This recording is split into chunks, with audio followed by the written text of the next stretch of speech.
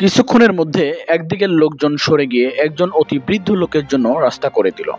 বৃদ্ধ লাঠিতে ভর করে আস্তে আস্তে ওর দিকে এগিয়ে আসলো। মুসাফির মনে করলো যে এই বৃদ্ধ লোকটি তাকে সাহায্য করতে পারে। সে বলল, জনাব, আমাকে খাবারের দোকানের ঠিকানা দিয়ে কি সাহায্য করবেন?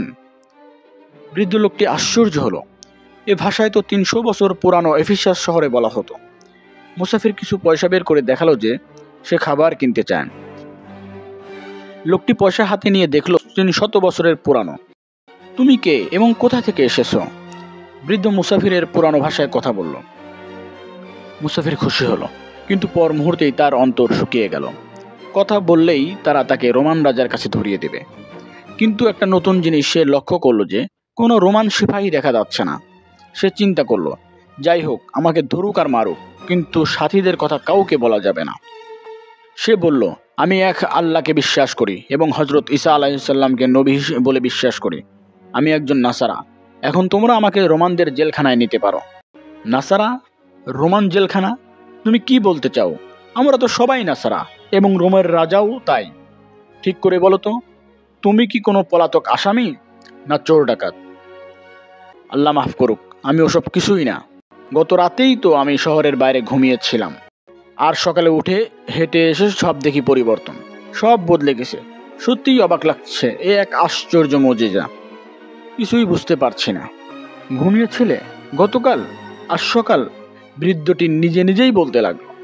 কিন্তু তুমি কি জানো তুমি ৩০০ বছরের পুরানো কাপড় পরে আছো এবং তোমার কাছে টাকা পয়সাও ৩০০ বছরের পুরানো রাজা দাকিয়ানোসের সময়কার।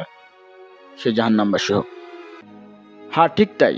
কিন্তু তুমি বলতে চাও যে রাজা দাকিয়ানোস ৩০০ বছর আগে ছিল। তুমি বলতে চাও আমরা ৩০০ বছর ঘুমিয়েছিলাম সেই গুহাতে। গতকালই তো আমরা রাজার ভয়ে শহর ছেড়ে পালিয়ে গুহায় আশ্রয় নিয়েছি। রাজা ইমানদারদের ধরে ধরে মেরে ফেলতো বা পুড়িয়ে ফেলতো, অথবা সিংহের খাঁচায় ফেলে দিত সিংহকে খাওয়ার জন্য। কি? তোমরা রাজা দাকিয়ানুসের সময় ঘুমিয়েছিলে? বৃদ্ধ লোকটি চিৎকার করে উঠল। তারপর সে তার আশেপাশে লোকদের দিকে ফিরে নতুন ভাষায় দ্রুত কথা বলতে লাগলো ও মাঝে মাঝে মুসাফিরের দিক ও আকাশের দিক ইশারা করে কথা বলতে লাগলো। কিছুক্ষণ পর বৃদ্ধ মুসাফিরের দিকে ফিরে তার ভাষায় কথা বলল। মুসাফির, এ আমাদের নবী হজরত ঈসা আলাইহিসসালামের মুজিজা। তুমি জানো না তুমি ৩০০ বছর ঘুমিয়েছ। আমরা সবাই নাসারা, এখন কোনো ভয় নেই। কিন্তু তোমার সত্য কথা তোমাকে প্রমাণ করতে হবে। তুমি আমাদের সাথে প্রতারণা তো করছো না? প্রতারণা?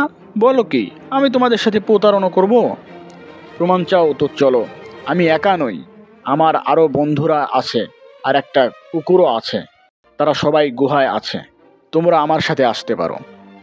তোমরা যা বলছো তাহলে তো এটা এক বিরাট মুজিজা এবং এটা আখিরাতেরও প্রমাণ। বৃদ্ধ আশেপাশের লোকদের সঙ্গে কথা বলল। তারপর মুসাফিরের দিকে ফিরে বলল, চলো তোমার গুহায় যাই, আমরা দেখতে চাই। মুসাফির আগে চলল, আর তার পিছনে লোকের ভিড়। তার পিছনে কয়েক হাজার লোক জমা হয়ে গেল।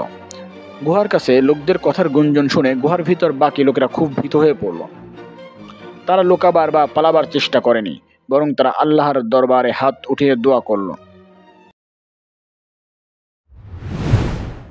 পরবর্তী পার্ট পেতে চ্যানেলটি সাবস্ক্রাইব করে ডান পাশের বেল বাটনটি চেপে রাখুন, যেন পরবর্তী অংশ খুব সহজে সবার আগে পেয়ে যান।